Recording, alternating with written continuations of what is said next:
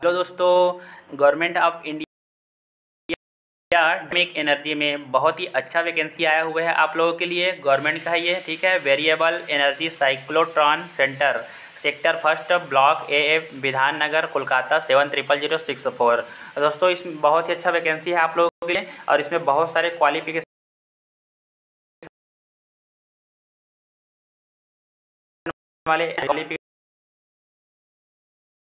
वाले क्या क्या डॉक्यूमेंट चाहिए इन सब के बारे में और फॉर्म कैसे अप्लाई करना है इसके बारे में हम आगे आपको बताते हैं। तो वीडियो आप लोग ध्यान से देखते रहिए और ध्यान से सुनते भी रहिए।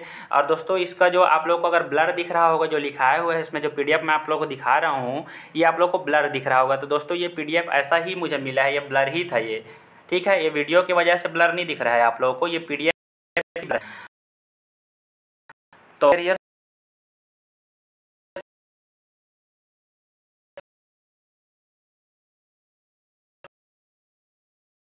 सुनते करिए ध्यान से, ताकि आपको बाद में कुछ दिक्कत ना हो। मैं एक चीज़ आप लोग को बता रहा हूँ, आप ध्यान से सुनिए बस। तो इसमें फीमेल नर्स में दोस्तों, इसमें यूआर में एक पोस्ट है, बाकी में तो कोई पोस्ट नहीं है। यूआर में एक पोस्ट है, टोटल एक पोस्ट है। और सब देखो, ये डायरेक्ट रिक्रूटमेंट है दोस्तों, ठीक है। और सब ऑफिसर बी में कितना पोस्ट है, इसमें यूआर में एक पोस्ट है, टोटल एक पोस्ट है। और ड्राइवर ऑर्डिनरी ग्रेड में कितना पोस्ट है, इसमें ओबीसी में एक है, ईडब्ल्यूएस में एक है, और यूआर ईएसएम में एक पोस्ट है, और टोटल 3 पोस्ट है। हाँ, और वर्क असिस्टेंट ए में, एसटी में एक पोस्ट है, ओबीसी में एक पोस्ट है, और ईडब्ल्यूएस में एक पोस्ट है, और है यूआर में 2 पोस्ट है, टोटल 5 पोस्ट है दोस्तों, वर्क असिस्टेंट ए में। और कैंटीन अटेंडेंट में कितना पोस्ट है, तो एससी में एक पोस्ट है, और ओबीसी में एक पोस्ट है, और टोटल 2 पोस्ट है ना। और स्टाइपेंडरी ट्रेनी का देखते हैं आप, ठीक है। तो स्टाइपेंडरी ट्रेनी में है कैटेगरी फर्स्ट फिजिक्स। तो दोस्तों, अभी हम आपको पोस्ट बता रहे हैं, इसके बाद इसका क्वालिफिकेशन बताएंगे कि कौन से पोस्ट के लिए कौन से क्वालिफिकेशन चाहिए। तभी ये हम एकदम नियम से पढ़ते जाते हैं दोस्तों। आगे क्वालिफिकेशन आपको बताएंगे, आप ध्यान से देखते रहिए वीडियो, ठीक है। और stipendiary trainee category first physics में देखो, एससी में एक पोस्ट है, ओबीसी में एक पोस्ट है, ईडब्ल्यूएस में एक पोस्ट है, और यूआर में एक पोस्ट है, टोटल 4 पोस्ट है। और इलेक्ट्रॉनिक्स में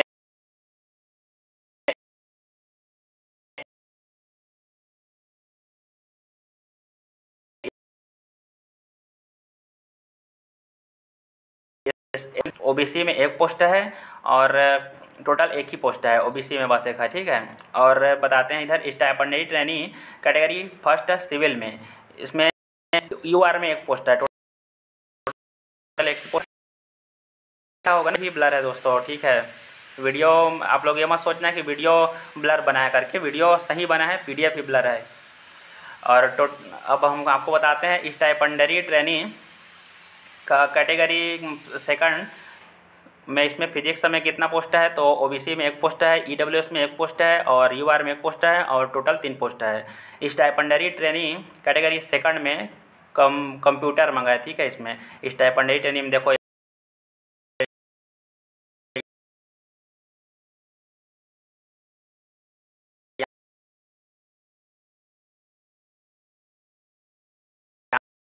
यहाँ पे आपने एससी में 2 पोस्ट है, एसटी में एक पोस्ट है, ओबीसी में 2 पोस्ट है, और यूआर में 4 पोस्ट है, टोटल 9 पोस्ट है, ठीक है। और stipendiary trainee category second instrumentation में यूआर में एक पोस्ट है, टोटल 1 पोस्ट है। और stipendiary trainee category second electrical में एससी में एक पोस्ट है, एसटी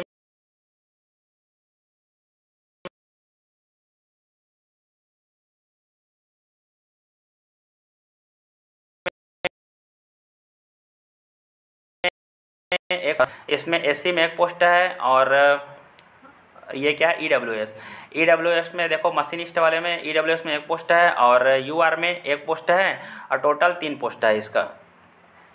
और stipendiary trainee category second fitter, तो ये देखो फीटर वालों के लिए, तो इसमें एसटी में एक पोस्ट है, ओबीसी में एक पोस्ट है, ठीक है। देखो सेकंड नंबर ओबीसी है, तो ओबीसी में एक पोस्ट है, और इसमें टोटल 2 ही पोस्ट है, एक तो एसटी में एक और एक तो ओबीसी में एक, ओके। और ये stipendiary trainee category second refrigeration air conditioning, तो इसमें एससी में एक पोस्ट है, ओबीसी में एक पोस्ट है, और यूआर में एक पोस्ट है, टोटल 3 पोस्ट है। तो दोस्तों आगे चलते हैं, ध्यान से देखते रहिए। आप वीडियो को समझ नहीं आ रहा होगा पीडीएफ आप लोग, लेकिन मैं बोल बोल के बता रहा हूँ, आप मैं जो बोल रहा हूँ उसको सुनते जाइए, ठीक है। Educational technical qualification and experience. तो इसमें फीमेल नर्स के लिए जो क्या क्वालिफिकेशन चाहिए, फीमेल नर्स के लिए ए ग्रेड के लिए, ठीक है। इसमें educational technical qualification and experience बोला गया, तो HSC, ठीक है, high school certificate, HSC XSS, ये बोला गया है दोस्तों 12th हायर सेकेंडरी, ठीक है। XSS लिखा है ना, higher secondary standard and diploma in nursing and mid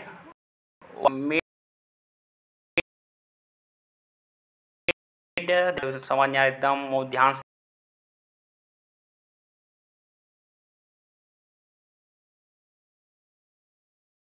देख रहा हूँ। वाइफरी 3 ईयर कोर्स है, देखो नर्सिंग का 3 ईयर का कोर्स है, देखिए मिड वाइफरी ऐसा को दिया हुआ है ये कोर्स। तो आप लोग ये कोर्स किया होगा तो आप लोग समझ गए होंगे, है ना इसका। और ये 3 ईयर का कोर्स हो गया। और valid registration as A grade nurse from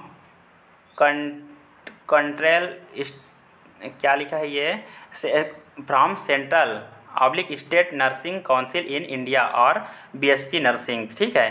तो ये बोला गया है कि मतलब इसमें central oblique state nursing council से इन इंडिया और फिर BSc नर्सिंग से क्या होना चाहिए, वो होना चाहिए रजिस्टर्ड होना चाहिए, जो आप लोगों का रिजल्ट है वो, ठीक है।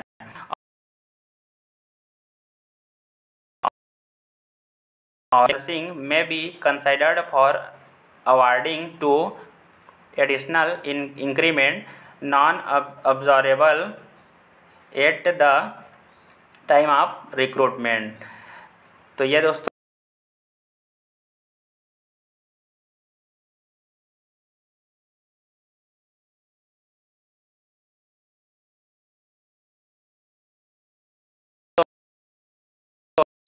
साइंस विद केमिस्ट्री से होना चाहिए।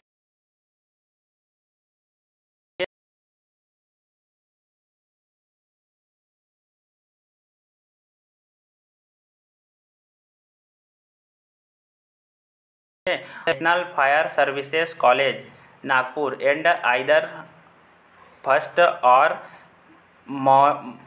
क्या लिखा है ये, बता दूँ, रुकिए दोस्तों ना, ये है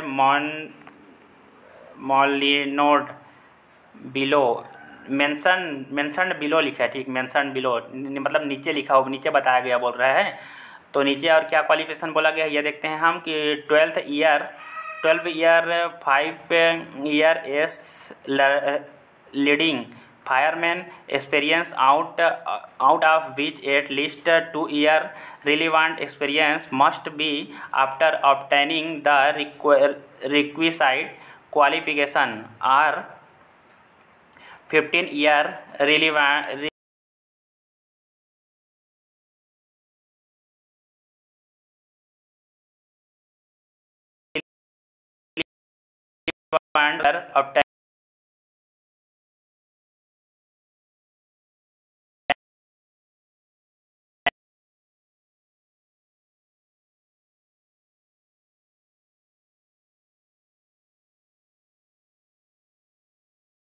obtaining जो आप लोग है ना, जो इसके लिए योग्यता रखते हो, ये केमिस्ट्री और क्या बोला गया इसमें, विथ पास ऑफ सब officer course from national fire service college. तो जो लोग ये कोर्स किए हो उनको तो ये चीज़ें समझ में आ गया होगा। बाकी जो किया हूँ आपको, क्योंकि बहुत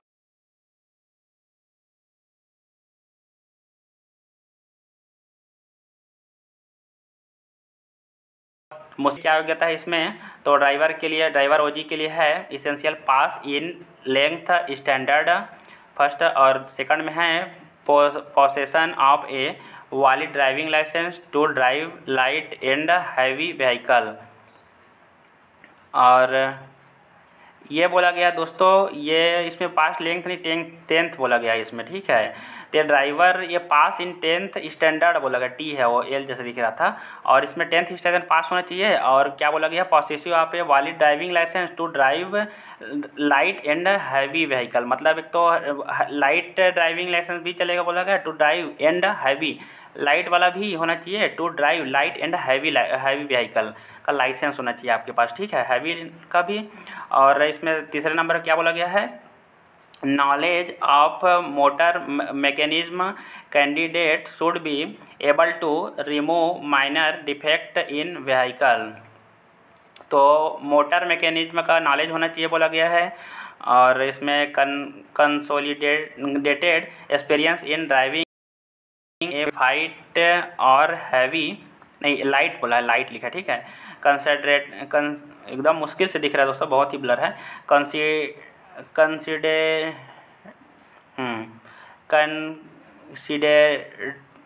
कंसिडर्ड एक्सपीरियंस, हाँ considered experience in driving a light और heavy vehicle for at least 3 years होना चाहिए।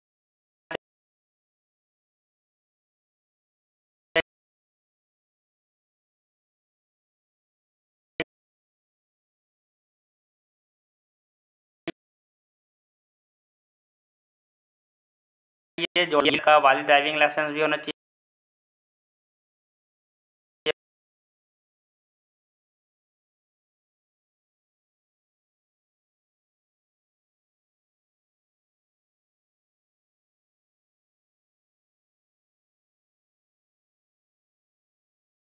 बोला गया कैंटीन अटेंडेंट है, कैंटीन अटेंडेंट क्या माने, matriculation or equivalent from a recognised board और इंस्टीट्यूट।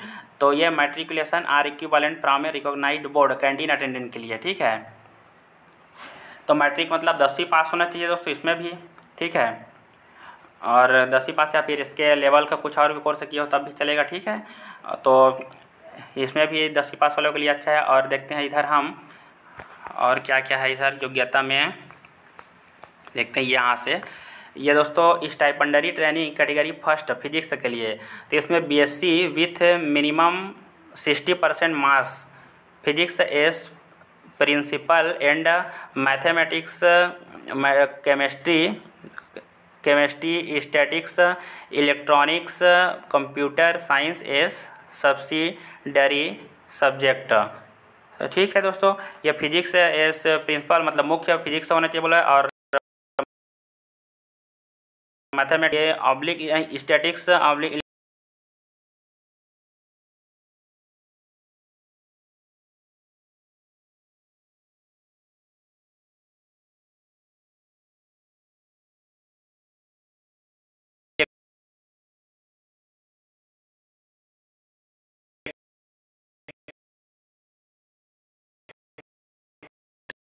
और में है जो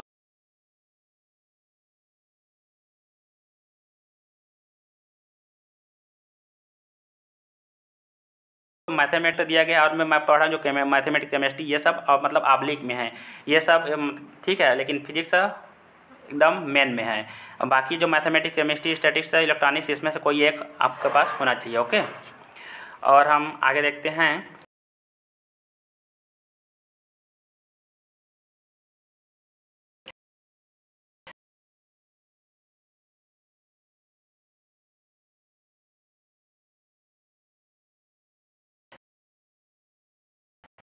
स्टाइपेंडरी ट्रेनिंग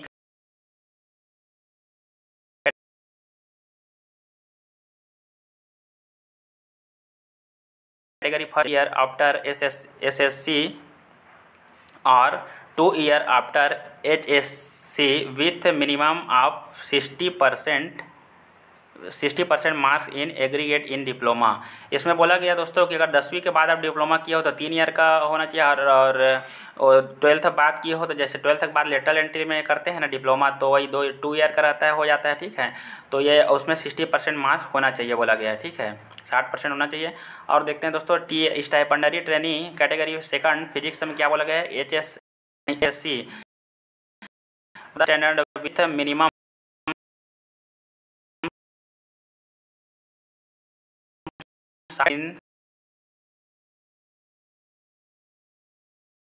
दो पोस्ट के लिए योग्यता दिया गया है यहाँ पे, है ना। तो stipendiary trainee category first category second है, सेकंड फिजिक्स, और stipendiary trainee category second computer. तो ये दोनों के लिए इसमें यहाँ पे जो योग्यता दिया गया है वो है एसएससी, मतलब 10वीं पास होना चाहिए, ठीक है। 10th standard with minimum 60% marks होना चाहिए, मैंने 10th में 60% मार्क्स होना चाहिए 60, और प्लस में क्या है बोला गया, ट्रेड सर्टिफिकेट होना चाहिए। Trade certificate of not less than 2 year duration in the relevant trade, और द HSC मतलब 12th standard in science stream with A minimum of 60% marks with physics, chemistry and mathematics subject. तो दोस्तों ये योग्यता मांगा हुआ है, एक तो 10वीं पास और तो दो साल का मतलब ट्रेड सर्टिफिकेट होना चाहिए, ठीक है। और ये और वो भी संबंधित ट्रेड में बोला गया, ठीक है। और ये जैसे कंप्यूटर का होता है ना, और फिजिक्स इसमें संबंधित ट्रेड में बोला गया। लेकिन इसमें अगर आप 12वीं पास हो तो 12वीं पास में आपको साइंस में स्ट्रीम में जैसे कि फिजिक्स, केमिस्ट्री और मैथमेटिक्स में 12वीं पास होना चाहिए 60% मार्क्स साथ, तो आप इसके लिए योग्य हो, ठीक है। और हम बताते हैं स्टाइपेंडरी ट्रेनी कैटेगरी सेकंड इसमें इलेक्ट्रॉनिक्स, इसमें दोस्तों ये सेकंड नहीं है दोस्तों, ये थर्ड है, कैटेगरी थर्ड है ना। ये तो उतना से समझ नहीं आ रहा है, ये सेकंड है कि थर्ड, सेकंड ही है शायद ये, क्योंकि एकदम ब्लर दिख रहा है दोस्तों, एकदम 2 लाइन ही लग रहा है, ये 3 लाइन जैसे लग ही नहीं रहा है ना। तो हम आपको बताते हैं। वैसे चलिए आपको योग्यता देखते जाइए, पद देखते जाइए और योग्यता, है ना। तो इसमें इस स्टाइपेंडरी ट्रेनिंग बहुत ही ब्लर है, PDF उतना अच्छा समझ नहीं आ रहा है मेरे को भी, फिर भी चलिए बताता हूँ आपको। Stipendiary training category second electronics, इसमें है SSC with science and maths with A minimum 60% marks in aggregate plus trade certificate in relevant trade. तो इसमें देखो दोस्तों कितने सारे योग्यता के लिए है, पहले कितने सारे पद है उसके बाद योग्यता पढ़े। पहले पद देख लेते हैं अपन। Stipendiary trainee category second electronics, और stipendiary trainee category second instrumentation, और stipendiary trainee category second electrical, और स्टाइपेंडरी ट्रेनी कैटेगरी सेकंड इसमें मशीनिस्ट, और स्टाइपेंडरी ट्रेनी कैटेगरी ये सेकंड नहीं दोस्तों, ये थर्ड हो सकता है, लगता है ये सब जो सेकंड मैं बोल रहा हूँ ये स्टाइपेंडरी ट्रेनी वाला, क्योंकि इसमें योग्यता जो मांगा है ITI वाला है तो थर्ड में आता है, तो यहाँ पे सेकंड जैसे लग रहा है, बाकी थर्ड ही है ये, ठीक है। Stipendiary trainee category third machinist, stipendiary trainee category third fitter, stipendiary trainee category refrigeration air conditioning. तो देखिए दोस्तों यहाँ पे कौन कौन सा पोस्ट है, कंप्यूटर का, इलेक्ट्रॉनिक्स का, ऊपर इलेक्ट्रॉनिक्स का, इंस्ट्रूमेंटेशन और इलेक्ट्रिकल, और मशीनिस्ट और फिटर, और रेफ्रिजरेशन एंड एयर कंडीशनिंग। इतने सारे जो ये सब ITI का है दोस्तों। वैसे तो ITI मतलब उसमें आता है कि टेक्नीशियन थर्ड में, तो इसमें थर्ड में आता है लेवल, तो इसका देखते हैं अपन, ये थर्ड ही होगा। इसका योग्यता देखते हैं। वैसे आप लोगों को सेकंड लिखा हुआ है, थर्ड है, उससे क्या करना है आपको, तो पोस्ट से मतलब है कि इलेक्ट्रॉनिक्स का फिटर का इतना पोस्ट है और उसमें योग्यता क्या है, ठीक है। तो ये थर्ड सेकंड से आप लोगों को कोई मतलब नहीं है। तो चलिए बताते हैं इसमें योग्यता क्या है। तो SSC मतलब 10वीं पास होना चाहिए विथ साइंस एंड मैथ्स, ठीक है। 10वीं में साइंस और मैथ्स होना चाहिए, है ना। तो होता ही है जनरली सबको, है ना। और with A minimum 60% marks in aggregate plus trade certificate relevant trade. तो जो भी ट्रेड जैसे इलेक्ट्रॉनिक्स है, इलेक्ट्रॉनिक्स में ITI होना चाहिए, 10वीं पास 60% मार्क्स साथ, और ट्रेड सर्टिफिकेट होना चाहिए। और जो भी मतलब जैसे इलेक्ट्रॉनिक्स है 2 ईयर के इलेक्ट्रॉनिक्स में ITI हो। और इसमें देखते हैं इसमें the candidate should meet any of the following requirements as regards trade certificate. तो दोस्तों इसमें जो इतना सारा जो पद है उसके लिए ये जो योग्यता है इसको मैं बताते जा रहा हूँ, आप लोग ध्यान से सुनिए। तो the candidate should meet any of the following requirements as regards trade certificate. तो ट्रेड सर्टिफिकेट चाहिए बोला गया है, तो ठीक है। तो जो ITI की है वही लोग अप्लाई कर सकते हैं इसमें, है ना। और NTC सर्टिफिकेट बोला है, नेशनल ट्रेड सर्टिफिकेट। तो इस ट्रेड सर्टिफिकेट इसमें है ITI pass out up two year duration, 2 साल का ITI होना चाहिए, ठीक है। और NSC certificate up two year duration under apprenticeship training scheme. तो NSC में नेशनल अप्रेंटिसशिप जो होता है ये भी 2 ईयर का बोला गया है, जबकि इधर up two year duration under apprenticeship training scheme बोला गया है। ये तो अप्रेंटिसशिप का जैसे हम लोग एक ही साल वाला करते हैं दोस्तों, लेकिन इसमें अप्रेंटिसशिप का तो 2 ईयर का मांग दिया। मतलब ये ऐसे भी ITI वाले का चल जाएगा, अप्रेंटिस का मतलब नहीं R में है, अर्थात में है, मतलब वो एक्स्ट्रा में है ये। कई लोग जैसे, हाँ ठीक, जैसे दोस्तों जो लोग 10वीं पास के बाद जो लोग अप्रेंटिस करते हैं ना, 10वीं लेवल पास के बाद अप्रेंटिस भी होता है, तो उनका 2 साल का अप्रेंटिस रहता है। तो यही बोला गया है कि या तो आप लोग ITI जैसे किए हो तो भी 2 साल का है, तो वो लोग भी इसमें अप्लाई कर सकते हो। और जो लोग 10वीं के बाद जो लोग सीधा अप्रेंटिस किए हैं, ITI नहीं किए हैं, तो अप्रेंटिस करते हैं 10वीं के बाद, तो 2 साल का रहता है, तो वो लोग भी अप्लाई कर सकते हैं बोला गया है। और ये और कौन अप्लाई कर सकते हैं देखते हैं। NTC बोला ITI पास आउट आप 1 year duration plus 1 year relevant work experience after the completion of course. देखो इसमें बोला कि जो 1 साल का ITI होता है ना, तो 1 साल के ITI होना चाहिए और 1 साल का एक्सपीरियंस है, तब भी 2 साल हो गए तो वो लोग भी अप्लाई कर सकते हैं बोला गया है। और इसमें और NTC ITI पास आउट आप 1 ईयर ड्यूरेशन प्लस NSE आप minimum 1 year duration under apprenticeship training. और जो 1 साल का ITI किए हैं और 1 साल अप्रेंटिसशिप किए हैं वो लोग भी अप्लाई कर सकते हैं, लेकिन इसमें 10वीं पास होना चाहिए 60% मार्क्स साथ, उस मार्क्स साथ, उसके बाद फिर ITI का। तो ITI कैसा दोस्तों, जो पद है जैसे इलेक्ट्रॉनिक्स का, तो उसमें ITI होना चाहिए। संबंधित ट्रेड में जो पोस्ट निकला हुआ है उसी संबंधित ITI आपका होना चाहिए, ठीक है। तो जैसे तैसे इसमें सभी लोग ही योग्य हैं ITI अगर उस संबंधित किए हो तो, संबंधित ट्रेड में किए हो तो, है ना। चलिए आगे देखते हैं। और ITI वालों का तो हो गया लगता है। और देखते हैं इधर आगे और क्या है। एज लिमिट एस ऑन 20/5/2021 बोला गया इसमें। तो एज लिमिट देखेंगे यहाँ दोस्तों 20/5/2021 से काउंट किया जाएगा, ठीक है। तो इमॉल्यूमेंट्स स्टाइपेंड्स ग्रुप ऑफ सर्विस, तो नेम ऑफ पोस्ट इसमें देखो एज लिमिट यहाँ से देखा जाएगा आप लोग को 20/5/2021 से काउंट किया जाएगा। और यहाँ पे नेम ऑफ पोस्ट ग्रुप, अब यहाँ पे देखते हैं ये डायरेक्ट रिक्रूटमेंट में फीमेल नर्स के लिए देखो ग्रुप ऑफ सर्विस कितना है, B है। और लेवल इन पे मैट्रिक्स 7th पे मैट्रिक्स के लिए, और एंट्री पे रुपए तो इसमें है 44,900 रुपये, ठीक है। 44,900 रुपये पेमेंट रहेगा इसमें। और मिनिमम एज इसमें 18 साल मांगा है मिनिमम एज। और maximum age SC ST OBC UR के लिए, मैक्सिमम एज को NA कर दिया दोस्तों, ये बताया। UR के लिए 30 साल मांगा है, ठीक है। और हम आपको बताते हैं दोस्तों, और इधर देखते हैं सब ऑफिसर B के लिए कितना ग्रुप ऑफ सर्विस B है। लेवल इन पे मैट्रिक्स 6 है। और एंट्री पे रुपए 35,400 रुपये है। मिनिमम एज है 18 और मैक्सिमम एज है, मैक्सिमम एज इसमें SC ST OBC के लिए नहीं बताया गया है। और UR के लिए 40 है। और इसी तरह ड्राइवर OG में कितना है ग्रुप ऑफ सर्विस के, तो C है। और लेवल इन पे तो 2 रहेगा। और एंट्री पे रुपए 19,900 रुपये आप लोग को मिलेगा। और मिनिमम एज है 18 और मैक्सिमम एज में इसमें OBC में बताया है 30 और UR में 27। और वर्क असिस्टेंट A में ग्रुप ऑफ सर्विस C और लेवल इन पे मैट्रिक्स 1 और एंट्री पे रुपए 18,000 और मिनिमम एज 18 साल, ठीक है। तो 18,000 रुपये मिलेगा। और इसमें मैक्सिमम एज क्या है, तो ST में 32 है, OBC में 30 है और UR में 27 है। और कैंटीन अटेंडेंट के लिए ग्रुप ऑफ सर्विस है SC और लेवल इन पे मैट्रिक्स है 1 और एंट्री पे रुपए 18,000 और मिनिमम एज है 18 और मैक्सिमम एज है SC के लिए 32 और ST के लिए को तो नहीं बताया गया है, NA लिख दिया गया है। और OBC के लिए 30 है और UR के लिए भी नहीं बताया गया इसमें, ठीक है। तो यहाँ पे देखते हैं क्या बोला गया है कि इन एडिशन टू एंट्री पे allowance will be admissible under central government rules, मतलब सेंट्रल गवर्नमेंट के रूल के हिसाब से आप लोगों को जो भी अलाउंस है वो दिया जाएगा, ठीक है। एडिशनल अलाउंस और जो भी एक्स्ट्रा अलाउंस है वो सेंट्रल गवर्नमेंट के रूल के हिसाब से दिया जाएगा। और सब ऑफिसर भी maximum 5 year relaxation in upper age limit will be allowed in the case of candidates with longer experience and outstanding merit and to the departmental candidate. तो डिपार्टमेंटल कैंडिडेट हो गए और सब ऑफिसर B के लिए 5 year का relaxation मिलेगा as में, ठीक है।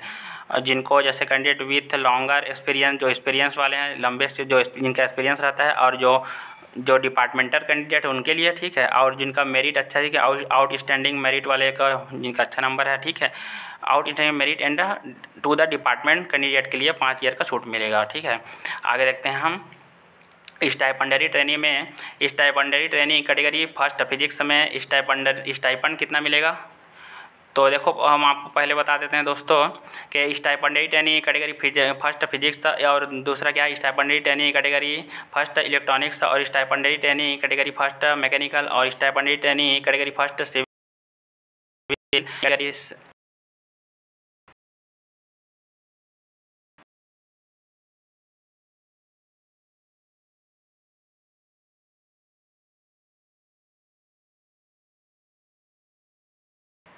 इलेक्ट्रिकल और stipendiary trainee category mechanic machinist है, ठीक है। और ये stipendiary trainee category second fitter और stipendiary trainee category second refrigeration air conditioning.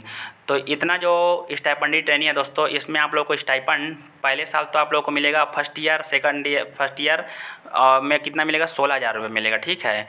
तो पहले तो देखो यहाँ से जो ऊपर ये जो है यहाँ से दोस्तों ये यहाँ से आप लोग को यहाँ तक का ये जो यहाँ से इतना पोस्ट है 1 2 3 और 4, ठीक है। यहाँ तक फर्स्ट ईयर के लिए कितना मिलेगा 16,000 और सेकंड ईयर के लिए 18,000 रुपये मिलेगा जो स्टाइपेंडरी ट्रेनी है उनके लिए, ठीक है। और मिनिमम एज यहाँ पे दिया है, मिनिमम एज है 18 और मिनिमम एज 18 हो गया। और एससी के लिए 29 है, एसटी के लिए कुछ नहीं बताया, ओबीसी के लिए 27 और यूआर के लिए 24 दिया गया है, ठीक है। और यहाँ पे दोस्तों 18 दिया गया है, 29 यानी 27 24, तो एज को सेम ही दे दिया गया, ठीक है। और मिनिमम एज तो 18 ही है। फिर एससी के लिए यानी कर दिया, नहीं बताया यहाँ पे। तो ये जो पोस्ट है दोस्तों मतलब स्टाइपेंडरी ट्रेनी ये जो है यहाँ स्टाइपेंडरी ट्रेनी इसके लिए फर्स्ट ईयर में 16,000 सेकंड ईयर में 18,000। तो पेमेंट है मतलब सबके लिए यहाँ से यहाँ तक का चारों के लिए, ठीक है, इतना पेमेंट। लेकिन जो एज बताया गया दोस्तों वो यहाँ से अलग अलग है, ठीक है। ये तो इधर जो देखते जाएंगे तो ये सब इनके लिए है, मतलब ये वाला पूरा लाइन है, ये ऐसे आते जाएगा। तो चलिए हम आपको बताते हैं। तो इसमें है stipendiary trainee category first physics के लिए जो मिनिमम एज है 18 है और एसटी के लिए 29 है, एसटी के लिए कुछ नहीं बताया गया और ओबीसी के लिए 27 है और यूआर के लिए 24 है, ठीक है। और stipendiary trainee category first electronics के लिए पेमेंट तो सबके इतना चारों के लिए सेम है, ठीक है, 16,000 18,000, ठीक है, सेकंड ईयर, ठीक है। और इलेक्ट्रॉनिक्स के लिए मिनिमम एज है 18 है, एससी के लिए 29 है, एसटी के लिए कुछ नहीं बताया, ओबीसी के लिए 27 है, यूआर के लिए 24 है।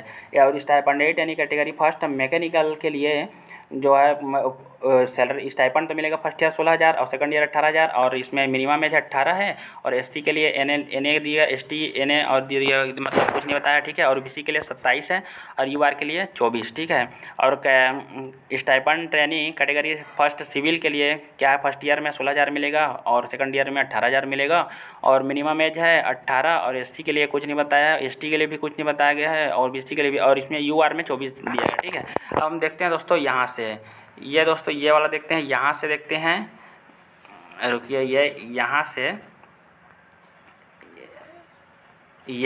यहाँ से शुरू करते हैं अपन। तो इसमें stipendiary trainee category second physics के लिए इसमें फर्स्ट ईयर में आप लोगों को मिलेगा 10,500 और सेकंड ईयर में मिलेगा 12,500 रुपया, ठीक है। और इसमें देखो मिनिमम एज 18 दिया गया है, एससी में कुछ नहीं बताया गया है और एसटी में भी कुछ नहीं है और ओबीसी में 25 है और यूआर में 22, ठीक है। और stipendiary trainee category second computer में पेमेंट तो सेम ही रहेगा, ठीक है, ये पेमेंट सेम है। और इसमें मिनिमम एज है 18, एससी में कुछ नहीं बताया है, एसटी में भी कुछ नहीं बताया, ओबीसी में कुछ नहीं और यूआर में 22 है दोस्तों। और stipendiary trainee category second electronics में फर्स्ट ईयर में तो 10,500, सेकंड ईयर में 12,500 और इसमें मिनिमम एज 18 है, एससी में 27 साल और एससी में 27 और ओबीसी में 25 है, यूआर में 22 है, ओके। और है इसमें stipendiary trainee category second instrumentation में फर्स्ट ईयर में 10,500, सेकंड ईयर में 12,500 और इसमें मिनिमम एज 18 है और एससी में कोई तो नहीं बताया गया और एसटी में भी कुछ नहीं और ओबीसी में भी कुछ नहीं, यूआर में 22 है, ठीक है। और इसमें stipendiary trainee category second electrical में देखो दोस्तों इसमें फर्स्ट ईयर में 10,500, सेकंड ईयर में 12,500 और इसमें मिनिमम एज 18 है, एससी में 27 है और एसटी में भी 27 है, ओबीसी में 25 है, यूआर में 22 है। और ये देखते हैं इंस्ट्रूमेंटेशन का तो हो गया ना, इंस्ट्रूमेंटेशन कैटेगरी में तो इसमें तो 18 मंगा है मिनिमम है और यूआर में 22 है ना। और इलेक्ट्रिकल का भी होगा। स्टाइपेंडरी ट्रेनी कैटेगरी सेकंड में मशीनिस्ट का देखते हैं अपन, तो इसमें मिनिमम एज 18 मंगा है और एससी में 27 है और एसटी में एन दिख दिया है, ओबीसी में और इसमें यूआर में 22 है। और stipended trainee category second fitter में क्या है, मिनिमम एज 18 और एससी में कुछ नहीं बताया गया, एसटी में 27 और ओबीसी में 25 है, यूआर में 22 है। और stipended trainee category second refrigeration air conditioning में मिनिमम एज 18 मांगा गया, एससी में 27 और एसटी में कुछ नहीं बताया गया, ओबीसी में 25 है और यूआर में 22 है। तो दोस्तों मेरे चैनल को सब्सक्राइब कर देगा दोस्तों आप लोग, और आगे आप देखते हैं मेरे चैनल को आप लोग सब्सक्राइब कर दीजिएगा ऐसी जानकारी पाने के लिए, और वीडियो को लाइक भी कर दीजिए दोस्तों, बहुत मेहनत लगता है यार वीडियो बनाने में, ठीक है। तो सब्सक्राइब तो कर ही दीजिएगा और लाइक भी कर दीजिएगा दोस्तों अगर अच्छा लग रहा है तो। अब आपको और आगे चलिए जानकारी देते हैं, आगे बताते हैं आपको। तो not only date of birth, यहाँ से शुरू कर रहे हैं दोस्तों हम लोग, ठीक है। यहाँ से नोट से चलिए, तो only date of birth indicated in matriculation certificate और equivalent certificate oblique municipal birth certificate will be accepted, no request for change height for persons with disabilities PWD दिव्यांग। तो इसमें बोला गया है दोस्तों ये पीडब्ल्यूडी के वालों के लिए है, पीडब्ल्यूडी जो भाई वाले बहन है उसके लिए। तो इसमें देखो दोस्तों इसमें क्या बोला गया है, पोस्ट कोड, तो इसमें स्टाइपेंडेड ट्रेनी कैटेगरी फर्स्ट है इलेक्ट्रॉनिक्स में, तो आइडेंटिफाइड फॉर एच मतलब पीडब्ल्यूडी वालों के लिए है ना। तो इसमें एच में क्या है देखो, हियरिंग हैंडीकैप्ड और इम्पेयर्ड पार्शियली और डीफ मैंने कहा, ठीक है, पीडी बोला गया है इसको। तो आप लोग जो पीडब्ल्यूडी यानी कैटेगरी सेकंड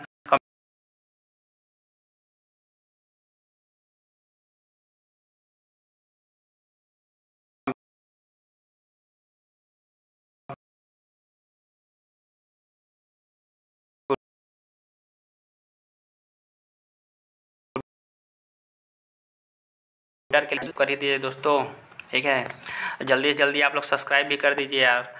और चलिए बताते हैं इधर, और note hearing impairment means loss of 60 disable, क्या बोला, डिसेबल्स और more in the better ear in the conversational range of frequencies physical deformity for persons with disability should not be less than 40% upper age limit in relaxable age under. तो देखो दोस्तों जो PWD वालों के लिए उनके लिए भी मतलब में क्या बोला गया है कि 60 disable as ear conversation range of frequencies में should not be less than 40% physical deformity. तो इसमें जो एज में छूट मिलेगा वो इसमें नीचे बताया गया है, relaxation up to 13 year for person with disability PWD OBC for the post identified.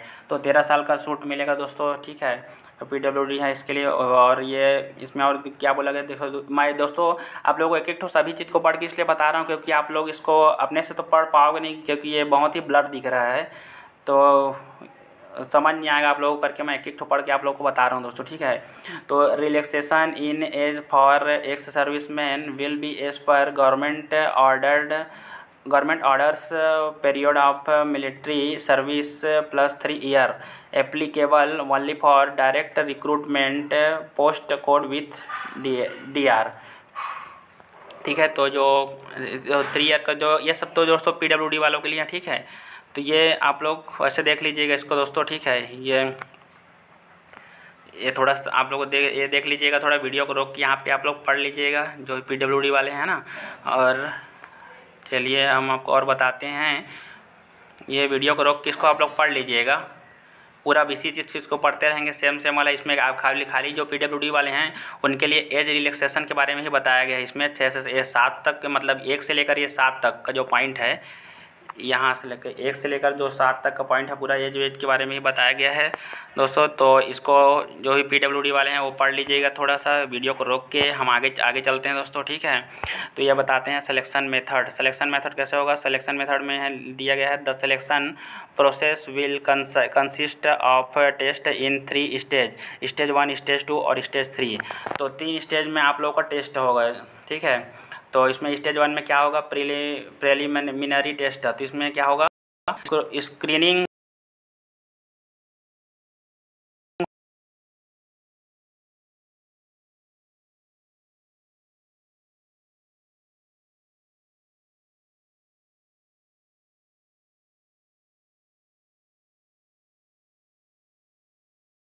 होगा इस and will be in the following format. तो देखो दोस्तों, जो पहला आप लोगों को स्क्रीन टेस्ट होगा वो कैसे होगा, इसके फॉर्मेट बताया गया नीचे। तो पहला है एग्जामिनेशन विल 50 मल्टी चॉइस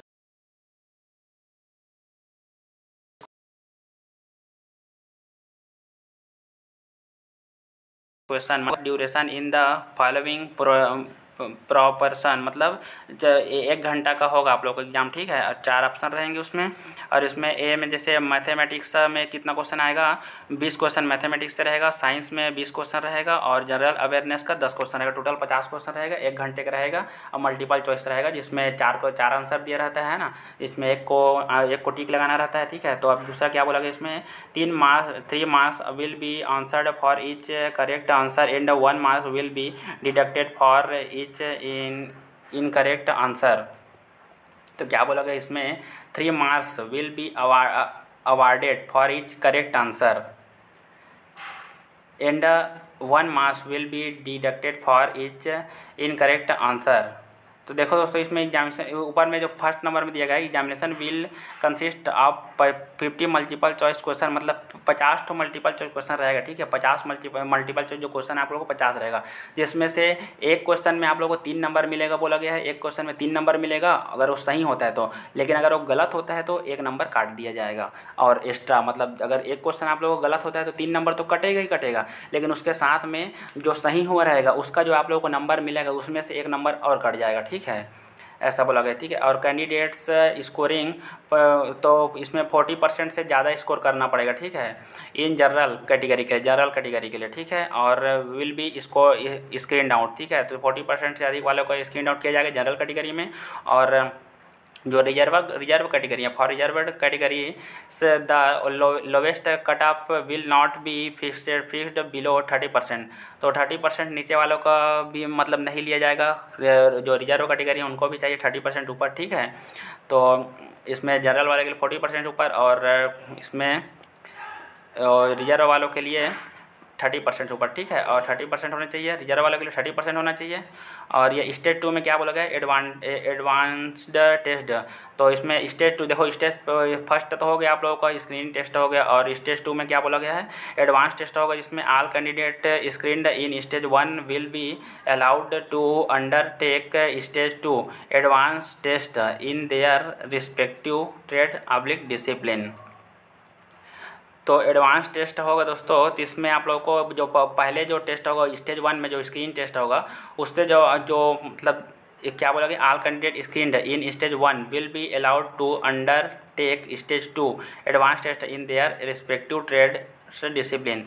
उसके बाद फिर ये आप लोग जो भी ट्रेड है उसका एडवांस टेस्ट होगा। तो इसमें क्या बोला गया है, the test will comprise 50 multiple choice question, choice of 4 answers of 2 hour duration. तो इसमें दोस्तों 50 क्वेश्चन रहेगा, और वही 4 ऑप्शन रहता है ना, और इसमें 2 घंटे का रहेगा, 2 घंटे का रहेगा ये आप लोगों का। और इसमें है दूसरा क्या बोला गया है, 3 marks will be awarded for each correct answer. प्रत्येक आंसर में आप लोगों को 3 नंबर मिलेगा, और अगर कोई भी आंसर आप गलत करते हो तो उसमें 1 नंबर उसमें उस मतलब जो क्वेश्चन का पूरा मार्क्स है, जैसे एक क्वेश्चन 3 नंबर का है तो 3 नंबर कटेंगे साथ में, और जो सही हो रहेगा उसमें से 1 नंबर कट जाएगा, ऐसा बोला गया, ठीक है। Be deducted for each incorrect answer, ठीक है।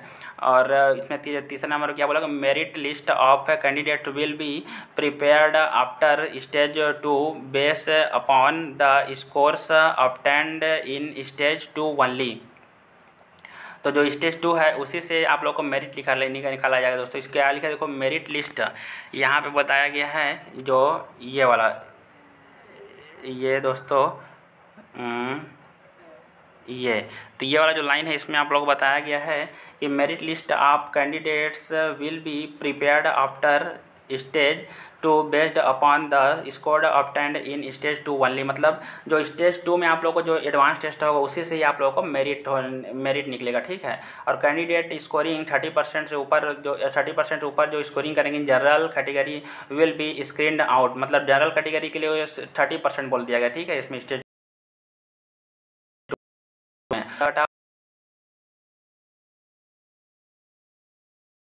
आप कोई रोल नहीं रहेगा, ठीक है। 20% चाहिए रहेगा जो रिजर्व कैटेगरी वाले हैं उसमें। और इसमें स्टेज 3 में क्या टेस्ट होगा देखते हैं। स्किल टेस्ट होगा स्टेज 3 में। तो स्टेज 3 में क्या करेंगे, based upon the merit list prepared after stage 2। तो जो स्टेज 2 में जो मतलब मेरिट लिस्ट में जो आ जाएंगे उनका देखो candidate will be short listed for stage 3। अब स्टेज 3 में फिर आप लोगों को शॉर्ट लिस्टेड करेंगे, ठीक है। स्टेज मतलब जो 2 में जो शॉर्ट लिस्टेड होने के बाद स्टेज 3 में आप लोग आओगे, ठीक है। स्किल टेस्ट होगा इसमें। और इसमें क्या बोला गया, the number of candidates short listed for skills skill test will depend upon the number of candidates qualifying in stage 2 but will not exceed 4-5 4 से 5 या times the number of vacancies in each trade. तो इसमें बोला गया कि the number of candidate short listed for skill test will depend upon the number of candidate qualifying in stage 2 but will not exceeded 4 से 5 times of मैंने times of 4.5 गुना। मतलब 4.5 गुना को जो है 4.5 times the number of vacancy in each trade. प्रत्येक से मतलब 4.5 candidate को 4 से 5 नहीं 4 से 5 है ये ठीक से दिख नहीं रहा दोस्तों, ठीक है। ये दशमलव है कि 4 से 5 है, तो हाँ ठीक 4 से 5 मतलब जो कैंडिडेट है प्रत्येक टेस्ट से उसको बुलाया जाएगा ज़्यादा, ठीक है। इतना ताकि स्किल टेस्ट में। और उसके बाद बोला गया है कि तीसरे नंबर पे the skill test will be based on no go basis. Candidates clearing the skill test will be short listed and empanelled in order of merit based on the marks secured in stage 2। तो देखो दोस्तों इसमें क्या बोला गया कि the skill test will be based on no go basis. तो candidate के लिए इस मतलब जो स्किल टेस्ट होगा वो इसमें या तो ये पास वाला होगा, ये इसमें या तो पास होंगे कैंडिडेट या फिर फेल होंगे। इसका मेरिट से कोई मतलब नहीं है, ठीक है। इसमें मेरिट वेरिट नहीं निकलेगा, ये पास और फेल से आधारित रहेगा, ठीक है।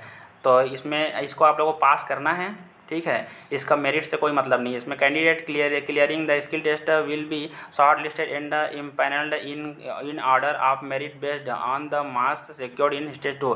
जो स्टेज 2 में आप लोगों का जो एग्जाम हो रहेगा एडवांस टेस्ट उसी से आप लोगों को मेरिट बनेगा। लेकिन स्टेज 2 से आप लोग को मेरिट बनेगा दोस्तों। और जो स्किल टेस्ट है इसमें खाली आप लोग को पास होना है, ठीक है। और आगे देखते हैं, आगे है दोस्तों इसमें the selection process will consist of test in 3 stage, stage 1, stage 2 और इन स्टेज 3। तो इसमें है stage 1 the applicants who fulfil the requirement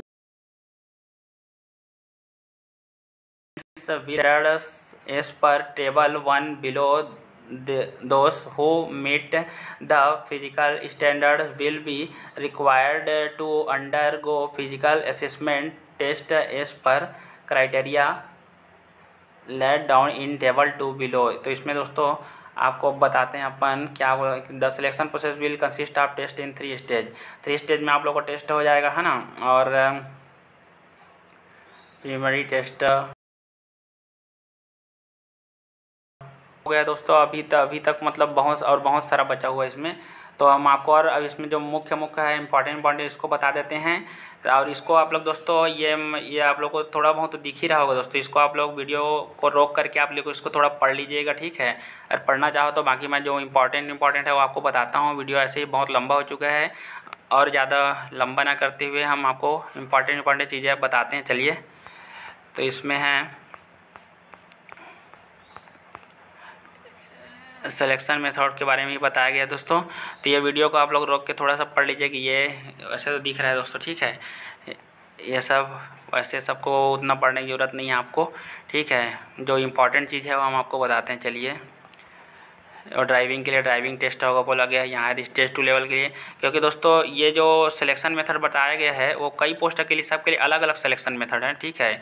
selection method, अलग अलग पोस्ट के लिए अलग अलग सिलेक्शन मेथड बताया गया है। ठीक है, तो ये चलते हैं अपन, जैसे ड्राइविंग के लिए ड्राइविंग टेस्ट है ना, और उसी तरह से और कई पोस्ट हैं, तो उसके लिए सबके लिए अलग अलग जो है सिलेक्शन मेथड है। तो इतने सारे सब सिलेक्शन मेथड है, आप सबको पढ़ते रहेंगे दोस्तों तो बहुत समय हो जाएगा। ऐसे भी अभी तक वीडियो बहुत लंबा हो गया है। और दोस्तों चलिए हम आपको आगे बताते हैं। यह जितना पोस्ट है सबके लिए अलग अलग ये टेस्ट दे दिया गया है ना दोस्तों। देखिए सबके लिए स्टेज 2, स्टेज 3, यहाँ पर फिर दिख रहे हैं आप लोगों को, यह स्टेज 3 दिख रहा है, स्टेज 2 है ना। और ये इधर आते हैं, ये स्टेज 1 दिया गया है यहाँ पे। तो जितने पोस्ट है सबके लिए अलग अलग जो है सिलेक्शन मेथड बता दिया गया है, इसलिए बहुत लंबा हो जा रहा है एक PDF। तो इतना सबको पढ़ते रहेंगे तो बहुत समय हो जाएगा। और ये दोस्तों स्टाइपेंड हम आपको बता देते हैं इसके लिए, जो इसमें क्या बोला, category first scientist assistant C के लिए level 7 pay level in payment sir entry pay 44,900 रुपये, और कैटेगरी सेकंड टेक्नीशियन बी और टेक्नीशियन सी के लिए लेवल 3, और टेक्नीशियन बी के लिए लेवल 3 है तो इसमें 21,700 रुपये मिलेगा, और टेक्नीशियन सी के लिए लेवल 4 है तो ये 25,500 रुपये मिलेगा। ठीक है, और इसमें आगे चलते हैं दोस्तों, इसमें हम आपको बताते हैं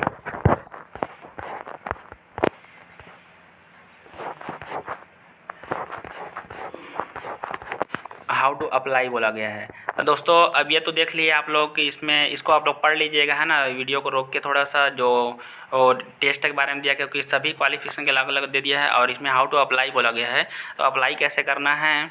तो application will be accepted online only, मतलब केवल ऑनलाइन ही इसमें अप्लाई कर सकते हो आप लोग।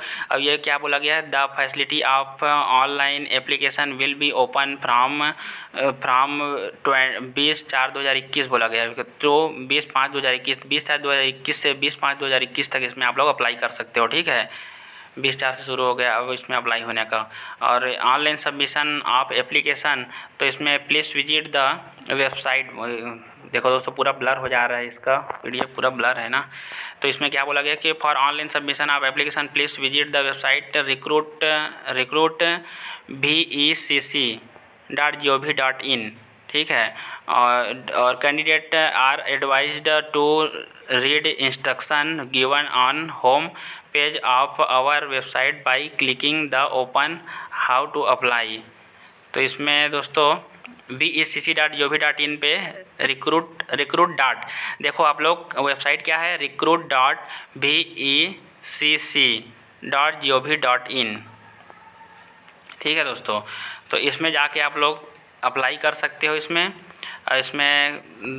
चौथे नंबर पर क्या बताया गया है, तो देखो दोस्तों जैसे ही आप लोग इस ये वेबसाइट दबाओगे recruit.vecc.gov.in, तो उसके बाद आप लोग कहाँ जाओगे, candidate are advised to read instruction given on home page में जाओगे आप लोग, उसमें तो फिर website by click the option how to apply, तो उसमें हाउ टू अप्लाई रहेगा, उसको आप लोग क्लिक करना। ठीक है, फिर only one application is acceptable for one post if a candidate, मतलब आप एक ही पोस्ट पे अप्लाई कर सकते हो, एक कैंडिडेट एक ही पोस्ट पे अप्लाई कर सकते हो। Wish to apply for more than one post application and fees should be submitted separate for each post.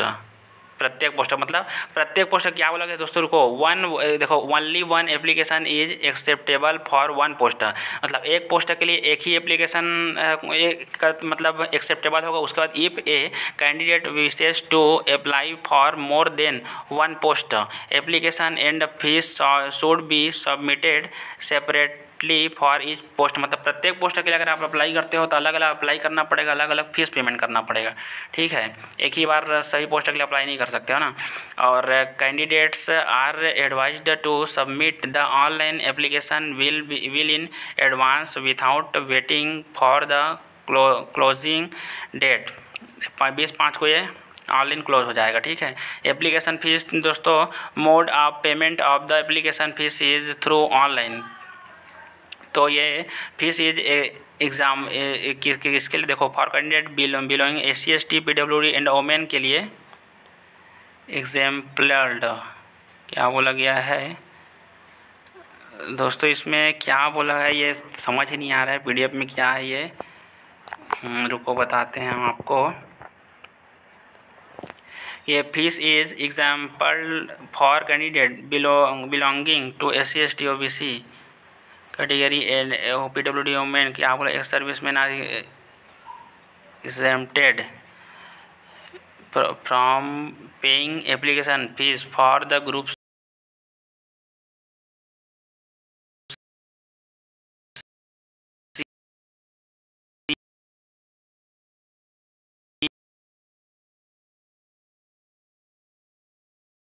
₹150 लगेगा। ऐसे भी दोस्तों जब आप लोग इसमें ज़्यादा फीस है नहीं, 150 100 रुपये ऐसे है। आप लोग जब अप्लाई करोगे तो आप लोग को ऐसे ही पता चल जाएगा कितना रुपये लग रहा है। वैसे भी ज़्यादा फीस है नहीं, इसमें 150 और 100 रुपये है के आसपास ही है, ठीक है।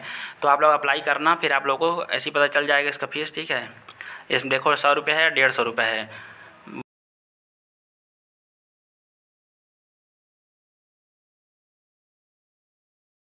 बस जिनको भी गवर्नमेंट जॉब करना है ना, तो एप्लीकेंट इज़ रिक्वायर्ड। देखो दोस्तों, अब जो इम्पॉर्टेंट चीज़ है उसको हम आपको बताते हैं। तो यहाँ पे दोस्तों ये जो वेबसाइट है https:// फिर recruitment.BECC.gov.in पर जाके आप लोग अप्लाई कर सकते हो, ठीक है। इसका मैं जो बोल रहा हूँ दोस्तों वेबसाइट, इसको आप लोग ध्यान सुनिए। https:// फिर रिक्रूटमेंट में RECRUITMENT.BECC फिर .gov.in, इसमें जाके आप लोग अप्लाई कर सकते हो। ऑफिशियल साइट है। और दोस्तों इसमें आप लोग और बताते हैं, वीडियो तो बहुत लंबा हो गया दोस्तों, इतना लंबा मैं करना नहीं चाह रहा था, लेकिन ये PDF समझ नहीं आ रहा है, तो आप लोग एक एक चीज़ समझाने के चक्कर में बहुत लंबा हो गया। और बता देते हैं कुछ कुछ जो ज़रूरी है जनरल कंडीशन में दोस्तों।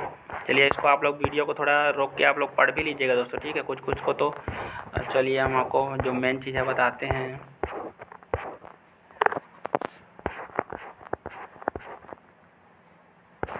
इसमें आगे चलते हैं हम।